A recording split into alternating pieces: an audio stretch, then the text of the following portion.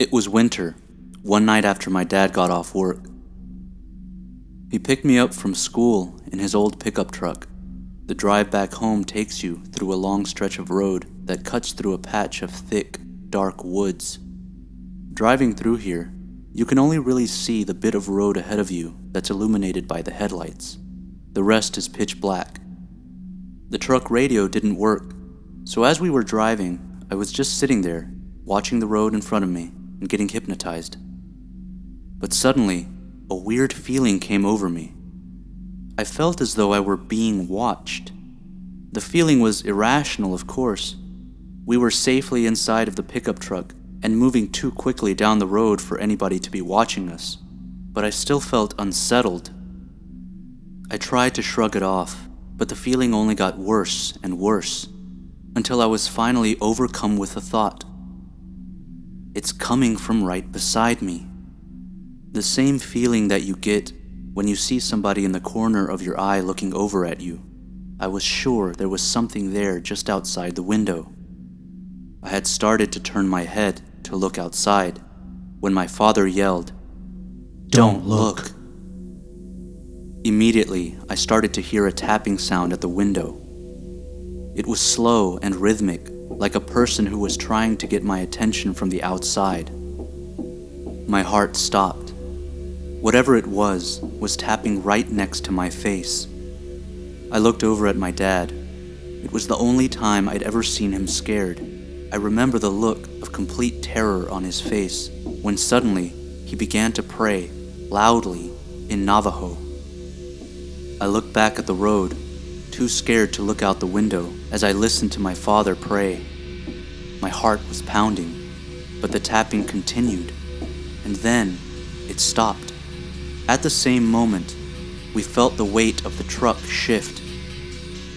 The whole thing seemed to dip, as though something heavy had fallen into the bed of the truck. Whatever this thing was, it was now in the back, right behind us. We heard the tapping sound again. This time it was coming from the window, just behind our heads. I was shaking, but for some reason I couldn't stop myself. I began to slowly turn around when my father grabbed me by the shoulder and said, "Look at me." I stared at him, and he continued to pray, louder and more forcefully than before. I felt trapped. I began to wish that it was all over. I closed my eyes for what seemed like a very long time. Then, we felt the truck's weight shift again.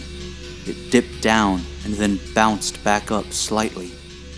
The tapping sound stopped, and my dad sighed. He seemed to relax, and he looked over at me to see if I was okay. I thought it was all over, but then he said something. "Tomorrow, we will ask your grandfather to say a prayer, so that the evil will forget our faces." The way he said it sent a chill down my spine. I realized he was still scared, and that he believed we were in danger. Many years have passed since that incident, and nothing like it has ever happened again, so I believe we're safe, but my father and I have never spoken of it since.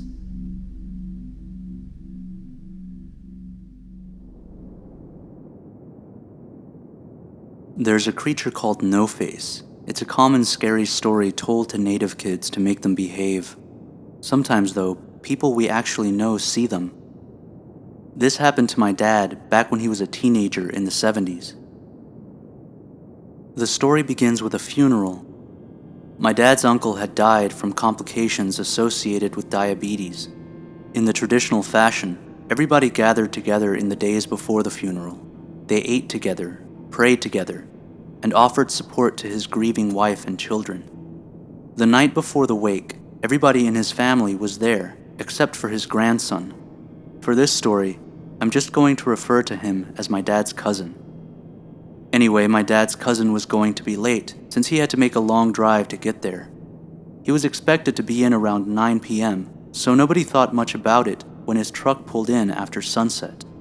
When he came into the house, my dad stood up to greet him, but he got no response. He said he felt instantly uneasy. but at the time he chalked it up to the emotional circumstances. However, he, and everybody else there, noticed that my dad's cousin didn't say a word or interact with anybody. He didn't even look around. He just went off to a chair in the corner and sat by himself. He didn't even remove his hat. According to my dad, he didn't move or speak for hours. Others that I've talked to about this event have told me the same thing.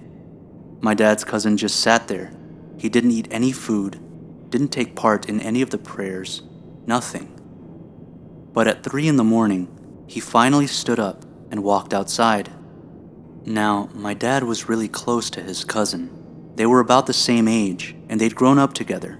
So Dad followed him outside to try and figure out what was wrong. He was going to chew him out for being rude and for not greeting any of the elders. But when he got outside, he saw that his cousin was just standing there with his back to him. After a moment, Dad walked down the porch steps and said, "Hey, what's wrong with you, man?" This next part was always hard for me to believe. He said that as he tried to talk to his cousin, something strange happened. His cousin's body stayed perfectly still, but his head rotated a full 180 degrees. And where his cousin's face should have been, there was nothing. It was perfectly blank skin, no grooves, no wrinkles, no bone structure. It was smooth, flat skin, almost like an egg. My dad screamed, and the thing just vanished before his eyes. Everyone rushed outside to see what the commotion was about, and my dad told them what he had seen. A few feet from the porch were my dad's cousin's boot prints where he had been standing. They just stopped right where he had been, not leading anywhere. His uncles rushed inside to grab some flashlights and weapons. They went out into the darkness to search for him, but they never could find him. Strangely, however, although everybody saw his boot prints, nobody could find any tire tracks, although they had all heard the truck pull up earlier. At this point, they're all confused and scared when my dad's cousin comes rolling up in his truck. He said it had broken down in Gardnerville, which is why he was late. They noticed he wasn't wearing his usual hat, and according to him, he'd lost it a week ago, so there was no way he could have shown up to the wake wearing it. Now, there were lots of people there, and everyone that I've talked to has backed up my dad's story, although they never saw the no-face. When my dad told me about it, he swore to me on his mother's grave that it happened just like he told me.